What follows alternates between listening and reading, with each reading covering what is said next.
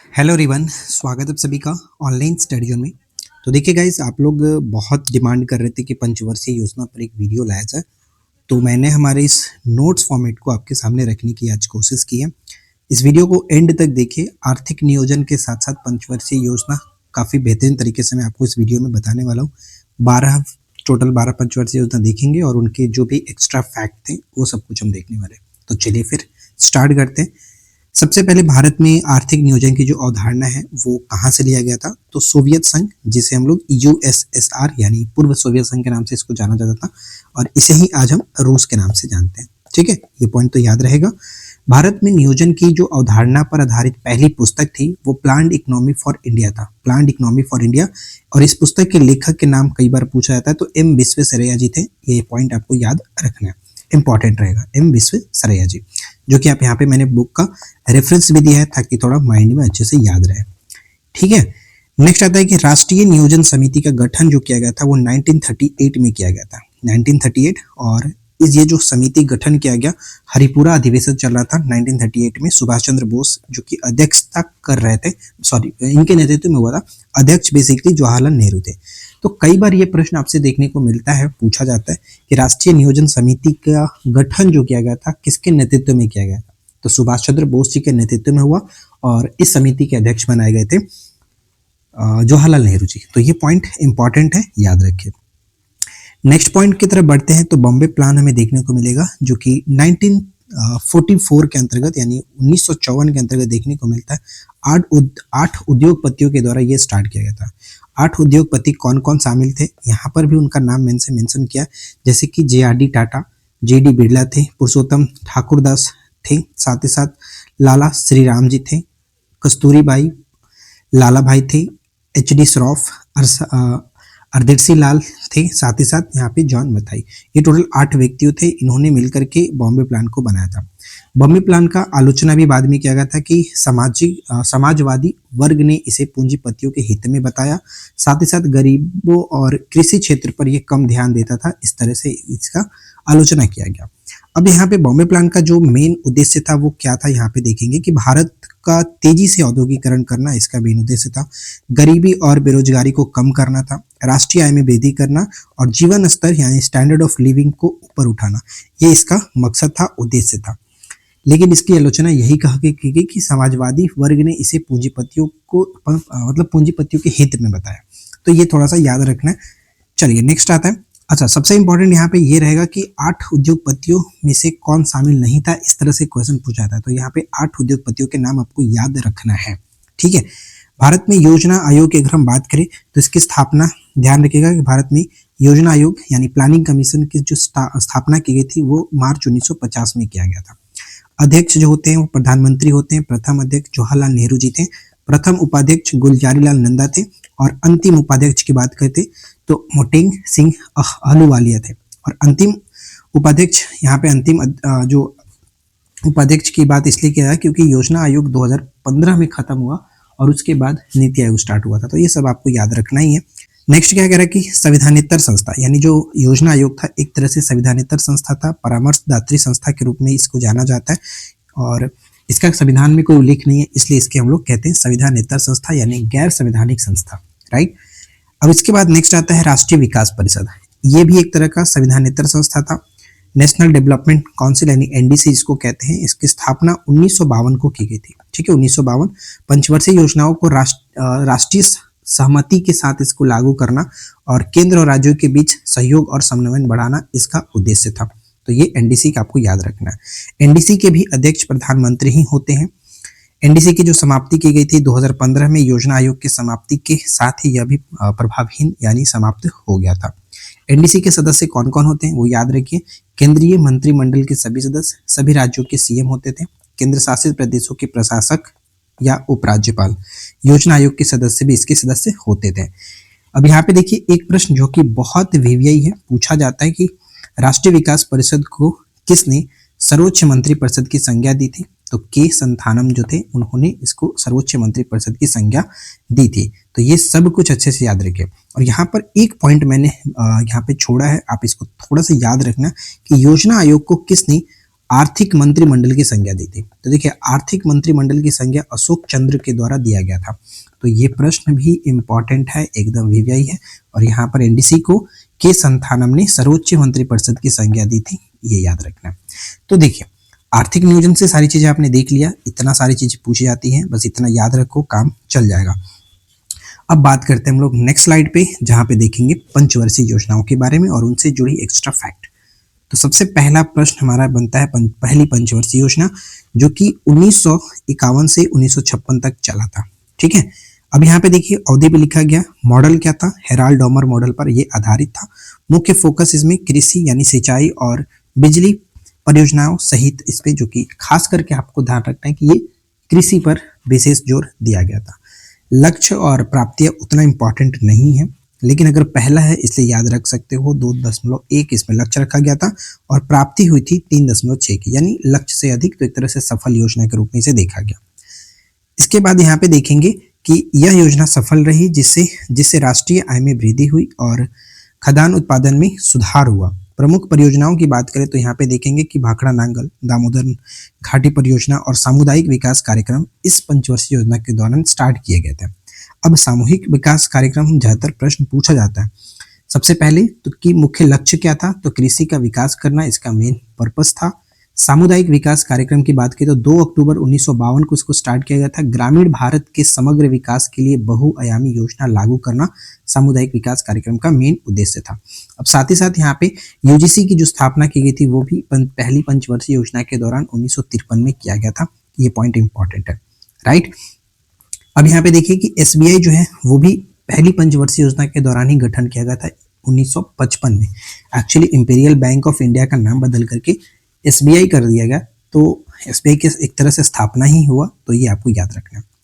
Next आता है दूसरी पंचवर्षीय योजना। तो ध्यान रखने वाली बात यहाँ पे क्या क्या होगी, देखिए सबसे पहले तो आप याद रखेंगे कि कहाँ से कहाँ तक रहा, 1956 से 1951 तक, सभी को याद होगा, इसमें कोई बड़ी बात नहीं है। और इसमें इंपॉर्टेंट रहेगा आपका मॉडल किस पर आधारित था, तो पीसी मालोनिस मॉडल के पर आधारित था और इसमें भारत में औद्योगिकरण का ब्लूप्रिंट माना जाता है। इस पंचवर्षीय योजना को कह सकते हैं कि औद्योगिकरण का ब्लूप्रिंट माना जाता है, क्योंकि इसमें भारी उद्योगों पर काफी विशेष जोर दिया गया था और इसमें कई सारे प्लांट भी लगाए गए थे, जैसे 3 steel plant, Bhilai steel plant Chhattisgarh में पूर्व सोवियत संघ के सहयोग से, दुर्गापुर प्लांट पश्चिम बंगाल में ब्रिटेन के सहयोग से, और राउरकेला में यानी उड़ीसा में आपका पश्चिमी जर्मनी के सहयोग से लगाया गया था। ठीक है, एलआईसी की जो स्थापना की गई थी 1 सितंबर 1956 में, ये दूसरी पंचवर्षीय योजना में। साथ ही साथ यहाँ पर एक पॉइंट और इम्पॉर्टेंट है, जैसे केवीआईसी है, खादी विलेज इंडस्ट्रीज कमीशन, ये 1956 में स्थापित हुआ था। और एक महत्वपूर्ण पॉइंट जो मैं आपको बताना चाहूँगा, जैसे कि भारत हमारा जो है वो एक तरह से मिश्रित अर्थव्यवस्था को अपनाए हुए, ठीक है, मिश्रित अर्थव्यवस्था को अपनाया हुआ है, ये तो आप सभी को पता है। तो इस मिश्रित अर्थव्यवस्था को दूसरी पंचवर्षीय योजना के दौरान ही अपनाया गया था, ये पॉइंट पूछा जाता है, याद रखना, राइट। परिवहन और संचार के विकास को उच्च प्राथमिकता यहाँ पर दी गई थी, ये पॉइंट याद रखना।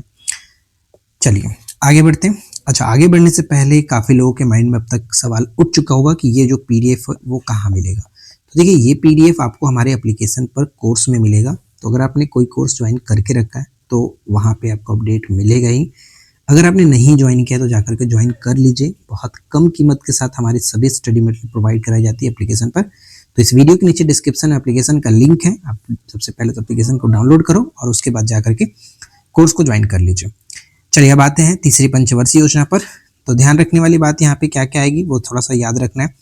जैसे कि तीसरी पंचवर्षीय योजना मॉडल जो है, अगर हम बात करें तो जॉन संडी और सुखमय चक्रवर्ती द्वारा तैयार किए गए मॉडल पर आधारित है, जिसे गॉडगिल योजना के नाम से भी जाना जाता है। तो सबसे पहला जो इम्पोर्टेंट पॉइंट रहेगा वो आपका यही है कि गॉडगिल योजना के नाम से किस पंचवर्षीय योजना को जानते हैं, तो तीसरी पंचवर्षीय योजना को इम्पोर्टेंट है, राइट। अर्थव्यवस्था को आत्मनिर्भर बनाना और स्वतः सुफुर्त विकास, यानी कह सकते हैं सेल्फ जनरेटिंग इकोनॉमी की स्थिति में लाना। कृषि और उद्योगों को, विशेषकर मूलभूत उद्योगों को, दोनों को प्राथमिकता दी गई थी। यानी पहली पंचवर्षीय योजना में हमने देखा कृषि को प्राथमिकता दी गई, दूसरी में औद्योगिक को प्राथमिकता दी गई, तीसरी पंचवर्षीय योजना में दोनों को मर्ज किया गया, कृषि और उद्योग दोनों को विकास के लिए ऐसा किया गया था। ठीक है, यहाँ पे देखेंगे कि योजना की प्राथमिकता को हटा करके प्रतिरक्षा को केंद्रित किया गया है। क्यों किया गया ये आगे आपको समझ में आएगा। जैसे कि हम जानते हैं कि इस योजना का लक्ष्य रखा गया था 5.6, लेकिन इसने प्राप्त किया सिर्फ 2.4, यानी यह योजना सबसे विफल रही। क्यों रही विफल? तो यहाँ पे देखेंगे कि इस पंचवर्षीय योजना के दौरान 1962 का भारत चीन युद्ध होता है, 1965 का भारत पाकिस्तान युद्ध होता है, और इस योजना का कार्यकाल था 1961 से 66। तो इसी योजना के कार्यकाल के दौरान ही ये हमारे पास दो युद्ध होते हैं।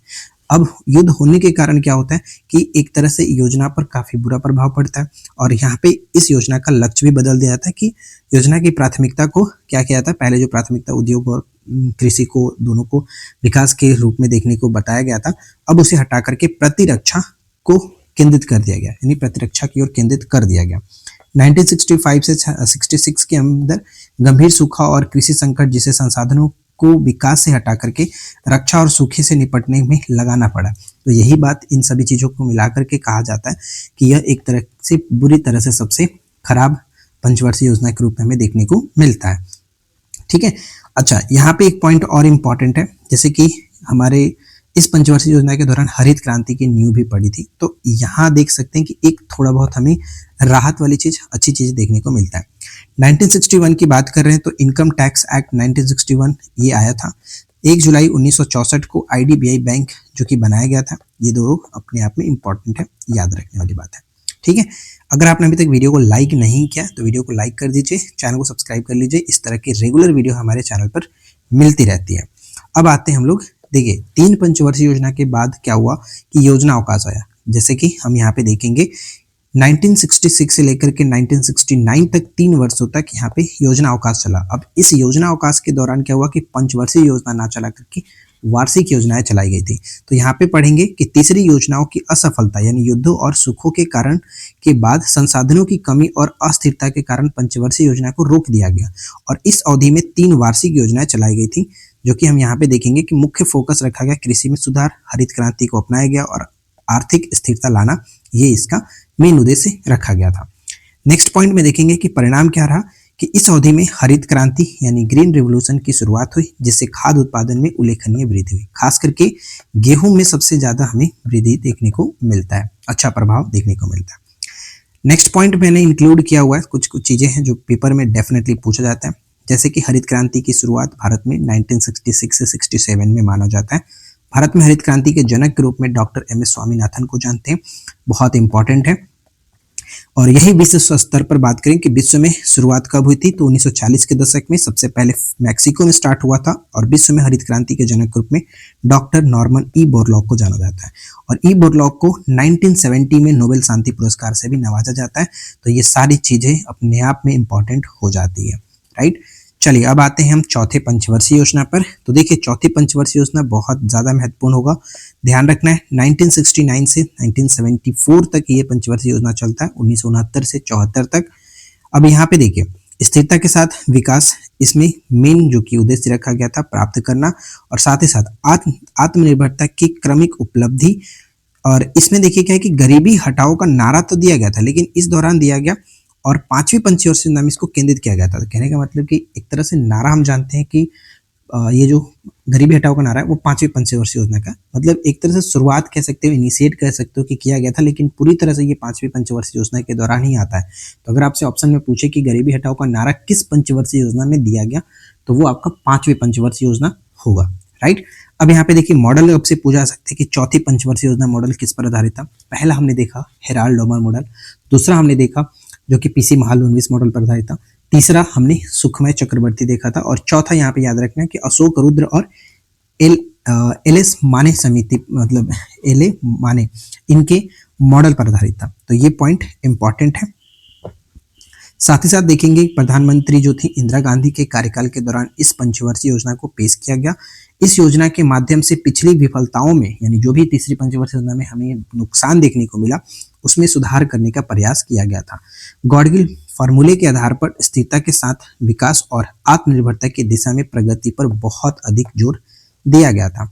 अब यहाँ पे क्या होता है, और भी इंपॉर्टेंट इसलिए ये बनाता है क्योंकि 14 प्रमुख भारतीय बैंकों का राष्ट्रीयकरण जो होता है 19 जुलाई 1969 को होता है, ठीक है। 19 जुलाई 1969 को 14 प्रमुख बैंकों का राष्ट्रीयकरण किया जाता है, परिवार नियोजन कार्यक्रम पर बल दिया जाता है, क्षेत्रीय असंतुलन को कम करने के लिए ग्रोथ विथ जस्टिस यानी न्याय के साथ विकास की अवधारणा पर जोर दिया जाता है।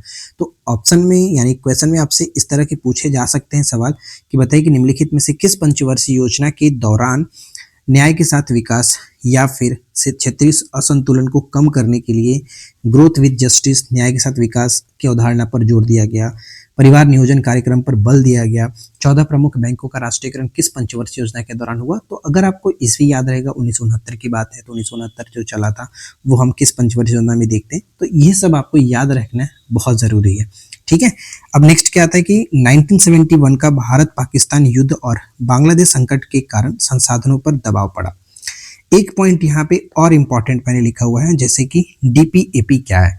तो देखिए डीपीएपी जो है वो सूखा प्रभावित क्षेत्र कार्यक्रम की शुरुआत जो हुई थी वो इसी पंचवर्षीय योजना के कार्यकाल में हुई थी, चौथी पंचवर्षीय योजना के कार्यकाल में हुई थी, राइट। यहाँ तक किसी तरह का कोई दिक्कत नहीं होना चाहिए। अब बात करते हैं हम लोग पांचवी पंचवर्षीय योजना पर।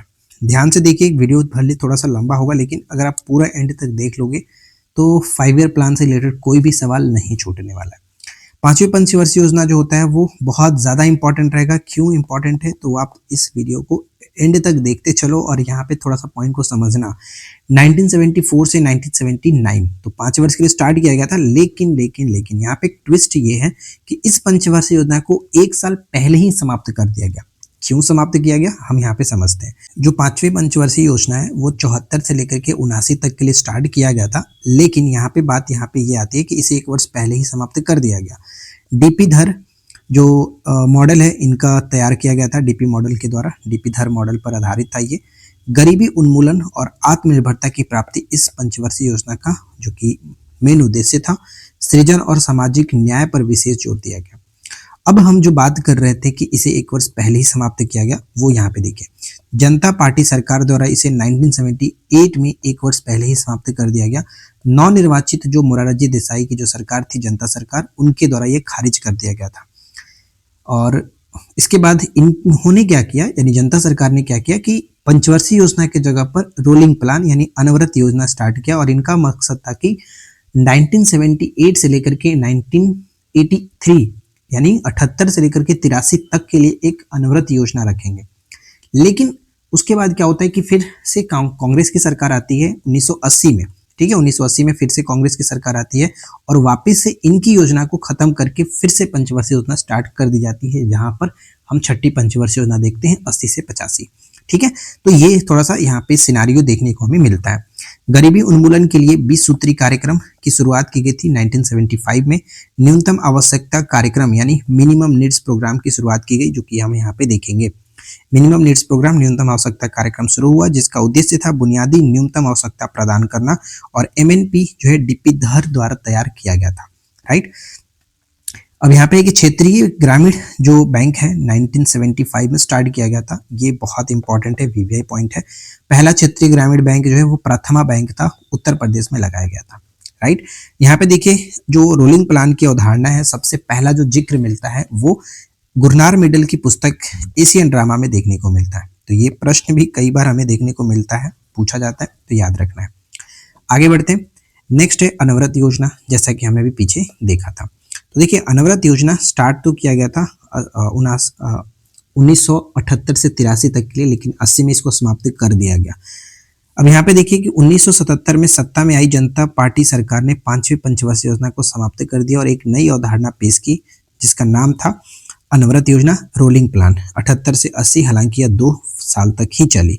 अनवरत योजना यानी रोलिंग प्लान एक ऐसी योजना है जिसमें प्रति वर्ष योजना का मूल्यांकन किया जाता है और अगले वर्ष के लिए एक नई योजना तैयार की जाती है। एक दीर्घकालिक जो प्रेक्षेप है योजना यानी लॉन्ग टर्म पर्सपेक्टिव प्लान भी शामिल होता है। अब ये तो समाप्त किया ही गया, आप इसको जानते ही हैं। जैसे समाप्ति 1980 में कांग्रेस सरकार के सत्ता में वापस आने पर इस योजना को समाप्त कर दिया गया और छठी पंचवर्षीय योजना शुरू कर दी गई थी। अच्छा, एक प्रश्न आपसे ये पूछा जा सकता है कि भारत में अनवरत योजना लागू करने का जो श्रेय दिया जाता है वो किसे दिया जाता है? तो डीटी लकड़वाला जो थे इनको दिया जाता है, डीटी लकड़वाला। ये जो मैंने बुक का रेफरेंस लगाया एशियन ड्रामा पुस्तक है गुरनार मिडल की, और इसी पुस्तक में हमें ये अनवरत योजना देखने को मिलता है सबसे पहले। नेक्स्ट आता है छठी पंचवर्षीय योजना। 1980 से 85 तक ये चलता है। आगत निर्गत मॉडल पर यह आधारित था। 80 से 85 गरीबी उन्मूलन यानी गरीबी हटाओ और औद्योगिक आधार पर आधुनिकरण। आधुनिकरण जो ये शब्द आप देख रहे हैं, सबसे पहला इसी पंचवर्षीय योजना में आधुनिकरण शब्द का इस्तेमाल किया गया था। आर्थिक और तकनीकी आत्मनिर्भरता पर जोर देना इसका उद्देश्य था। यहाँ पे हम देखेंगे कि इस योजना ने मूल्य नियंत्रणों को समाप्त करके आर्थिक उदारीकरण की शुरुआत को जो कि रेखांकित किया। नेहरूवादी समाजवाद के अंत के रूप में इस योजना को देखा जाता है। तो ये थोड़ा सा क्वेश्चन के रूप में पूछा जा सकता है कि किस पंचवर्षीय योजना को नेहरूवादी समाजवाद के अंत के रूप में देखा जा सकता है। तो छठी पंचवर्षीय योजना थी, याद रखना है। और सबसे ज्यादा तो जो सवाल पूछा जाता है इस योजना के अंतर्गत वो है नाबार्ड योजना। जो है नाबार्ड बैंक जो है ये स्टार्ट कब हुआ था, तो इसी पंचवर्षीय योजना के दौरान 12 जुलाई 1982 को स्टार्ट किया गया था। इसका फुल फॉर्म याद रखेंगे, national bank for agriculture and rural development. Sivaraman समिति की सिफारिश पर इसी को स्टार्ट किया गया था नाबार्ड को। अब देखिए कुछ चीजें हैं जो कि मैंने यहाँ पे नोट डाउन किया है इस पंचवर्षीय योजना के दौरान, जैसे कि एकीकृत ग्रामीण विकास कार्यक्रम IRDP स्टार्ट किया गया था। राष्ट्रीय ग्रामीण रोजगार कार्यक्रम NREP स्टार्ट किया गया था। ट्राइसेम स्टार्ट किया गया था। जैसे गरीबी उन्मूलन और रोजगार सृजन कार्यक्रमों की शुरुआत की गई थी। परिवार नियोजन कार्यक्रम पर बल दिया गया, यानी जनसंख्या वृद्धि को नियंत्रित करने के लिए इसको स्टार्ट किया गया। ग्रामीण विकास को प्राथमिकता दी गई थी। एग्जिम बैंक जो था 1982 में स्टार्ट किया गया। नाबार्ड 12 जुलाई 1982 को स्टार्ट किया गया। तो ये सारी चीजें जो कि इंपॉर्टेंट बनाती है इस पंचवर्षीय योजना को, राइट। चलिए आगे बढ़ते हैं। नेक्स्ट हमारा आता है 7वीं पंचवर्षीय योजना। अब इसके अंतर्गत क्या क्या चीजें हैं वो थोड़ा सा ध्यान रखते हैं। ये चला था 1985 से 90 तक, ठीक है, 90 तक। मेन इसका उद्देश्य क्या रहा, भोजन, कार्य और उत्पादकता, फूड वर्क एंड प्रोडक्टिविटी, रोजगार सृजन, सामाजिक न्याय और प्रौद्योगिकी के उपयोग के माध्यम से अर्थव्यवस्था की ओर अधिक अर्थव्यवस्था को और अधिक उत्पादक बनाना। नेक्स्ट यहाँ पे कह रहा है कि मुख्य कार्य इसके अंतर्गत क्या क्या किए गए थे, तो यह योजना पहली बार निजी क्षेत्र को सार्वजनिक क्षेत्र की तुलना में अधिक प्राथमिकता देने को लिए तैयार की थी। रोजगार जो है जवाहर रोजगार योजना, ठीक है, जवाहर रोजगार योजना स्टार्ट किया गया था 1989 में, जैसे रोजगार कार्यक्रम की स्टार्ट की गई थी। लगातार 2 दशकों से कम वृद्धि दर की प्रवृत्ति को तोड़ते हुए 6 से अधिक वृद्धि यहाँ पे प्राप्त करता है। यानी इससे पहले की जो भी योजनाएं थी, 2 योजनाएं, वो हमें डिसअपॉइंट करती है। उसके बाद इस पंचवर्षीय योजना में हमें एक तरह से विकास देखने को मिलता है। लक्ष्य 5.0 का था, इसने प्राप्त किया 6.01%, तो एक तरह से बड़ी सफलता के रूप में देखने को मिलता है। अब यहाँ पे देखिए क्या कह रहा है, सेबी जो है वो इसी पंचवर्षीय योजना के दौरान स्थापित किया गया था। Security and exchange board of India स्थापना 7वीं पंचवर्षीय योजना में 12 अप्रैल 1988 को। वैधानिक दर्जा मिलता है 30 जनवरी 1992 को। तो स्थापना पूछा जाए तो फिर वो हम 88 को टिक करेंगे, लेकिन अगर पूछे कि वैधानिक जो इसे दर्जा दिया गया वो फिर 1992 था, वो अलग बात है। सेबी का मुख्यालय मुंबई में होता है। राष्ट्रीय शिक्षा मिशन 1986 में स्टार्ट किया गया। इंदिरा आवास योजना 1985 में स्टार्ट किया गया।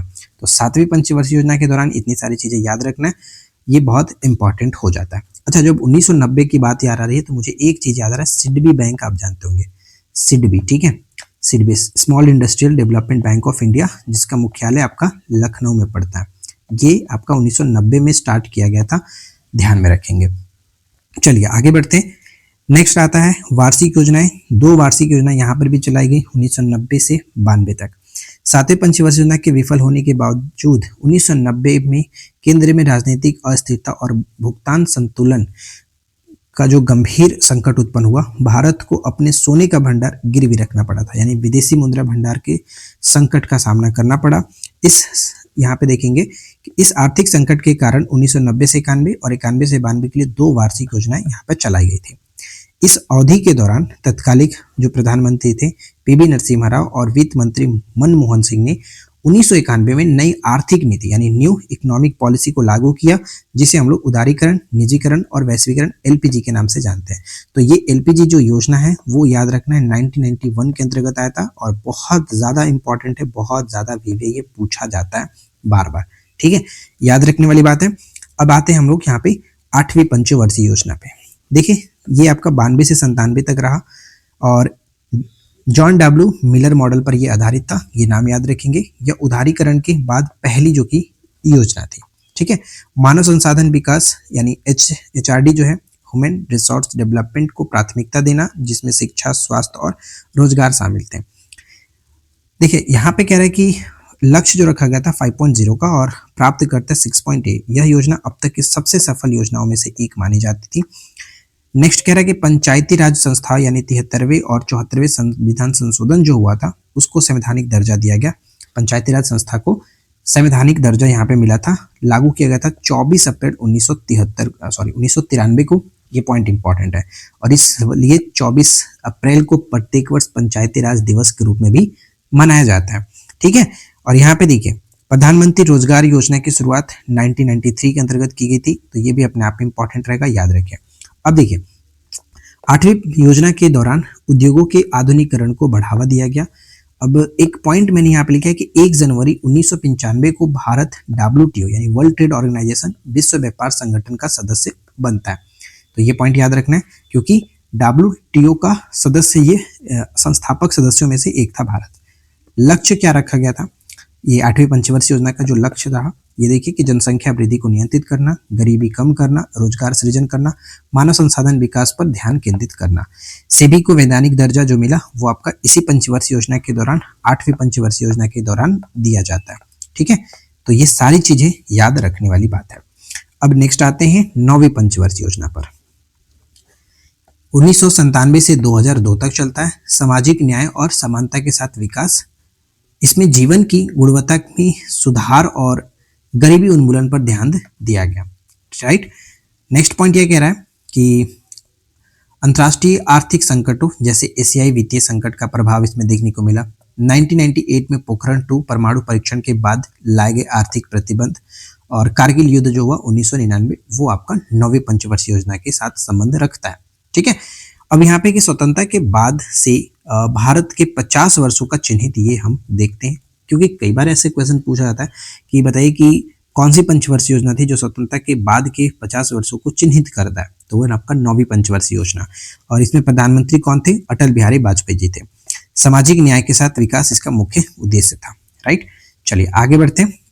नेक्स्ट हम आते हैं अपनी 10वीं पंचवर्षीय योजना पर और ये हमारा लास्ट पेज भी है। 10वीं पंचवर्षीय योजना 2002 से 2007 तक चला।